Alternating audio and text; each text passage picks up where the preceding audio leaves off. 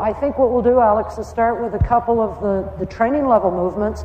We haven't looked at any entries yet this weekend.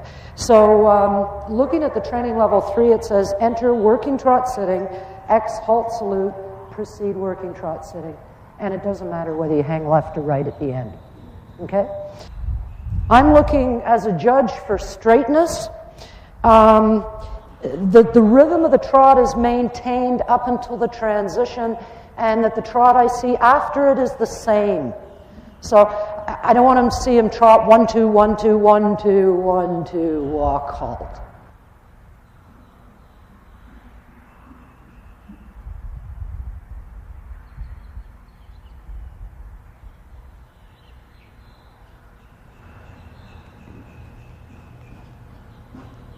Okay, just walk a minute, Alex, and we'll try it again.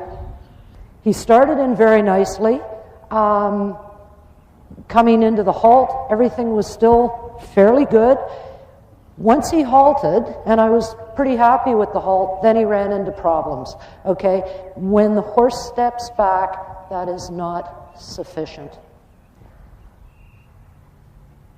Okay, from where I'm sitting, I'm really happy with this right now. He's probably a little short in the neck from where you people are. I'm happy with the halt from where I am. It's square enough. Now we're running into problems. Same trouble we had before. Just walk and we'll do it again. Same problem we had before.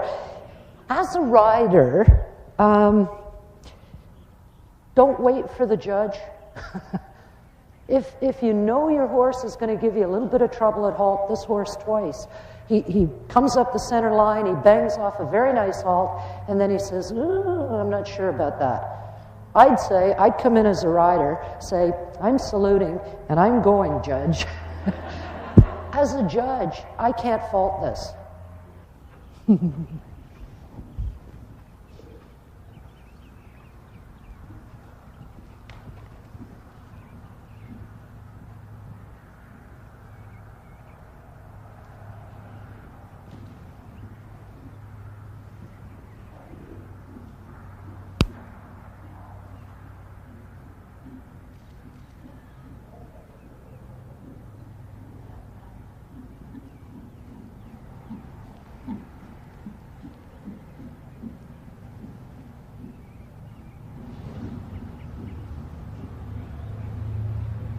Okay, Alex. Again, you know from watching this horse for 2 days that he gets a little bit tense and canter. As far as I'm concerned, the circle was sufficient. My comments would have been a bit tense, a bit hurried. I would have liked to have seen more balance in the transition from canter to trot. My comment would have been, needs more balance, hurried in trot. The horse, he just needs to show us a little bit more lateral flexion, a little bit more balance. The sitting trot through the short end, again, all through there, it was fairly hurried. What I was happy about is when he made the transition to rising trot, the trot didn't get quicker, which you often see. In fact, the horse relaxed a little bit more. The only problem then is he got a little low in front, a little behind the vertical. I'd rather at this level that he keeps his nose out a little bit more. I would definitely agree with Liz's comments there. Yeah, as you can tell, he was a little bit much against the hand, and from there he liked to take over. Yeah, was rushing a little bit. So the whole idea would basically be to slow the canter a little down. Yeah. Constantly giving a little half halts. When he shows reactions like this, go a moment back to rising trot. Yeah? And the same thing here. Give lots of little half halts in between, not necessarily deeper when you go rising trot. Yeah? We saw it before on the diagonal. When you go rising trot, he automatically thinks he can go lower with his neck and he can be a little too deep in his pole. Yeah? So very important that you teach him to stay even in the rising trot very correctly connected, not too deep, not on the forehand, yeah, just the way we want it through the first level, even with the pole the highest point, yeah, good. And for the trot, not faster, yeah, just a nice, steady rhythm, very good.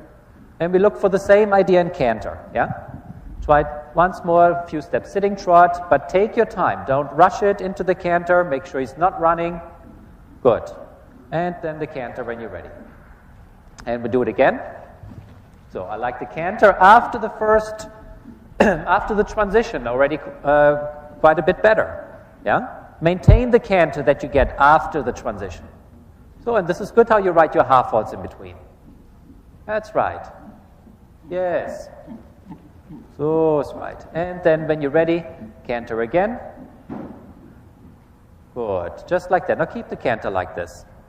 And do the same thing that you just did in trot, where you write here and there, maybe every quarter of the circle, you write a little half vault. Yeah? Let's bring it back again. Yeah? Thinking a little bit slower. So, and legs on, it's no problem. And leg on and canter again. So that he knows, yeah, even though we're not collecting the canter, but he's certainly not allowed to rush and run through your aids. Yeah? That's a better canter. There he's getting a little quick again, and slow again a little down. There, that's good. Let's keep this canter. Not shorter in the neck, yeah? So that means always giving your half vault and light hand again, so that the neck stays where we want it, yeah? I think Alex is in a predicament that a lot of riders of training level horses get. He knows that the canter is a sort of a dicey deal, and I almost get the feeling that he's afraid to try and rebalance the canter. Right. And especially when he's working at home, he wants to make an attempt.